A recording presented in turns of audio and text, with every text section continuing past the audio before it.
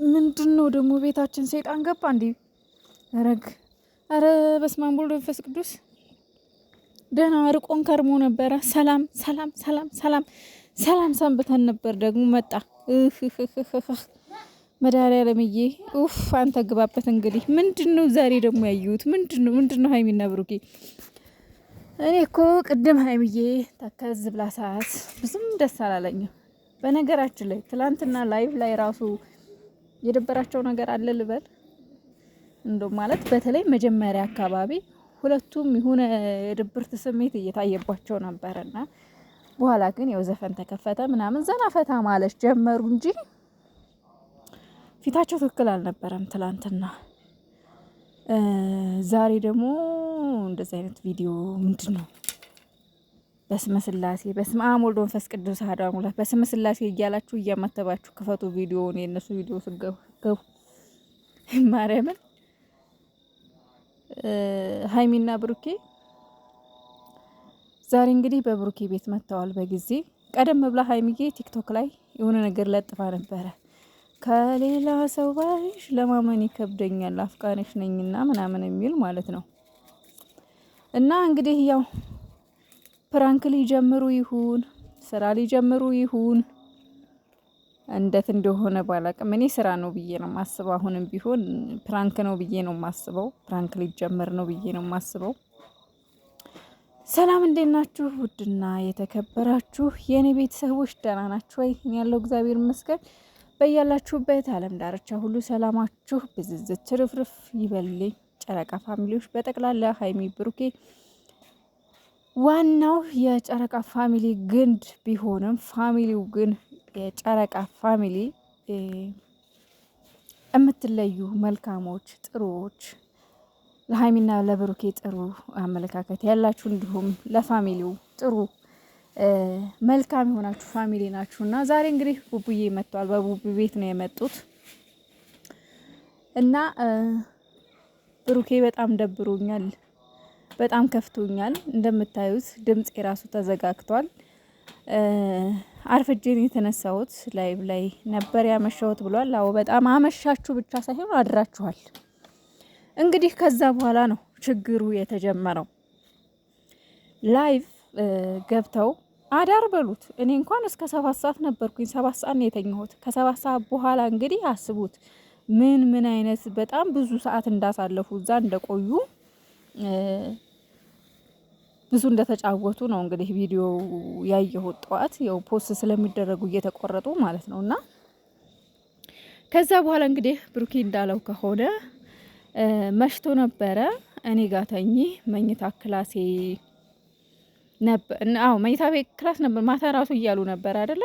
ላይቭ ላይ ቤቷ ትንሽ ጠበብ ብላለች እና መኝታ ቤቱ እንደፈለጉ ለመዝለል ወይም እንደፈለጉ ለመንከባለል ወይም ደግሞ እንደፈለጉ ለመዝለል ከሀይሚ ጋር ለመተቃቀፍ አልተመቸም እና ሳሎን ይሻለን ነበረ መኝታ ቤት የጠበበች እያሉ ነበር ማታ ላይቭ ላይ ማለት ነው። እና እንግዲህ ያው ሰዓቱ መሽቷል። ኦሬዲ ሊነጋጋ ሲል ነው የተኙት እና ሀይሚዬ እዚሁ ደሪ የሚባል ነገር ይመጣል መሰለኝ። እንግዲህ ያው ሲናገር እንደሰማ ነው እዚሁ ደሪ ሲላት እሷ አይ እኔ እዚህ አላድርም፣ ሴት ልጅ እኮ ነኝ፣ አንተም ወንድና፣ ስለዚህ ሴጣን ያሳስተናል፣ ብዙ የሚቀሩን ነገሮች አሉ፣ ብዙ የሚጎሉን ነገሮች አሉ፣ ብዙ ያልጨረስናቸው ነገሮች አሉ፣ ስለዚህ አብረን ማደር አንችልም፣ ሴጣን ሊያሳስተን ይችላል እያለ ብላ እንግዲህ ወደ ክላሷ ትሄዳለች ማለት ነው። ሀይሚዬ ደግሞ ታውቃላችሁ እግዚአብሔርን አንደኛ እኔ እንጃ ትፈራለች፣ በጣም ፈሪ ናት። በዛ ላይ ደግሞ በነገራችን ላይ ይሄ ከማመን ካለማመን ጋር የሚገናኝ አይመስለኝም በዚህ ላይ ማለት ነው። እስኪ እናንተ ምን ትላላችሁ?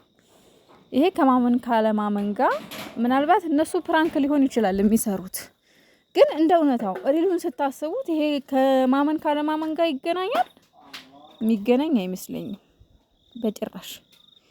ምክንያቱም ከባድ ነው። 18 ዓመት ከሞላችሁ በኋላ እንኳን አይደለም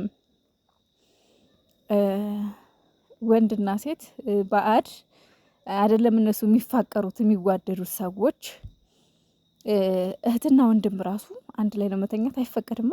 አይፈቀድም። ምክንያቱም ሴጣን መጥፎ ነው፣ ያሳስታል።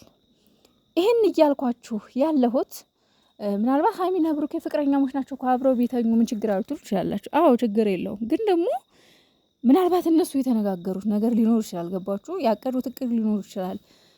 የራሳቸው ሀሳብ የራሳቸው ህልም ሊኖር ይችላል። ስለዚህ ይሄ ነገር የሚደረገው ደግሞ ቅድሚያ ሁኔታዎች ከተፈጸሙ በኋላ ነው የሚል ነገር እነሱ ውስጥ አለ። እንግዲህ እንዳሁን ከሀይሚ ንግግር የተረዳሁት ምንድን ነው፣ የሚቀሩ ነገሮች አሉ፣ ብዙ የተነጋገረው ነገሮች አሉ። ብዙ የሚቀር ነገር እያለ አብሬህ መኖሬ ነው ይህን ሁሉ ችግር ያመጣው እኔ ሳንተማ መኔ አይነት ነገር ስትል የተረዳሁት የሆነ የተነጋገሩት ቃል እንዳላቸው ነው። ሁሉም ነገር ጊዜ አለው፣ ሁሉም ነገር ገደብ አለው እና እንግዲህ ይህን ነገር ከባድ ነው ማለት ብሩኬ አይታመንም ማለት አልችልም። ግን ደግሞ ይሄ ከእምነት ከማመን ካለማመን አይገናኝም። ከባድ ነው። ታፈቅራታለህ፣ ትወዳታለህ፣ እሷም ትወድሃለች፣ ታፈቅራለች። ስለዚህ እናንተ እሳትና ጭድ እንግዲህ አንድ ላይ አስቡት ምን ሊፈጠር እንደሚችል ማለት ነው። እንኳን አይደለም የምትፋቀሩ ሰዎች ሌላም ቢሆን ከባድ ነው እና ሀይሚ ይሄንን ነገር ነው የፈራችሁ። በነገራችን ላይ አንድ ነገር ልናገር እዚህ ጋር እንደዛ አይነት ነገር ማለት ወንድና ሴት አብረው ሲተኙ ምናምን የሆነ ስሜት ወይም ደግሞ የሆነ የፍቅር እንትን ይቅርታ እንግዲህ በወንዱ ብቻ ሁሉ አይሆንም። በወንዱ ብቻ ሁሉ አይሆንም። ለመሰላችሁ እንዴ ሴቷም ላይ ከባድ እንትን አለ ማለት ስህተት ይኖራል። ምክንያቱም የሚፋቀሩ ሰዎች ናቸው። በውስጣቸው የሆነ የጋለ ስሜት ነው። ስለዚህ ያ እቅዳቸውን እንዳይበላሽ ነው እሷ እንደዚህ ያለችው ማለት ነው። እና መጨረሻ ላይ እንግዲህ የው ሀይሚና ብሩኬ የሆነ ውስጥ ሲገቡ ሁለቱም ጓገጭ ነው። ተረጋግቶ መነጋገር የለም። ጓገጭ ነው በቃ እኔ ልደመጥ ነው። እሷም እሄዳለሁ ብላ ተነሳች፣ እሱም እሄዳለሁ ብሎ ተነሳ።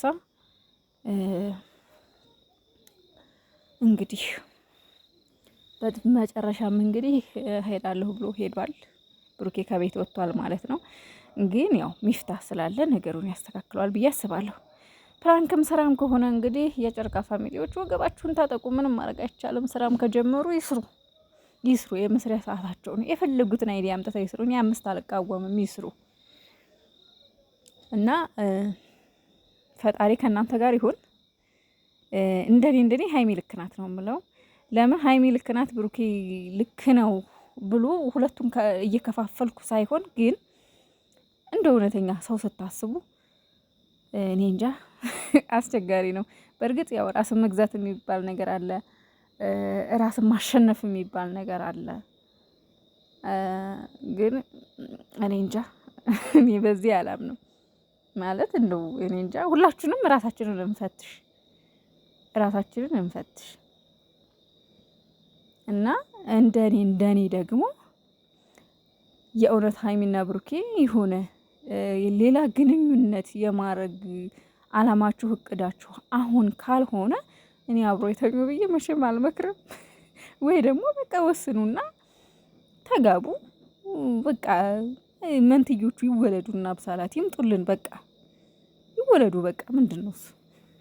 ተነጋገሩበት፣ ተመካከሩበት። ምንም ቀላል እኮ ነው። ተነጋገሩ። መደረግ ያለበት ይደረግ። በቃ ተጋቡ። ይሄ አሁን የበቀደሙ ይሄ ቀለበት ሰርግ ምናምን የተባለው የወደፊት ለኛ ተስፋ ለመስጠትና የወደፊት እቅዳችን እንዲህ ነው ለማለት ያክል እንጂ እኛንም ዘና ለማድረግ እንጂ ትክክለኛ ቀለበት ወይም ደግሞ ትክክለኛ ሰርግ አይደለም ይሄ። እና ፈጣሪ እንግዲህ ነገ ቸር ወሬን ያሰማን። ሚፍታህ ያስተካክላል ነገሩን ብዬ አስባለሁ ነገ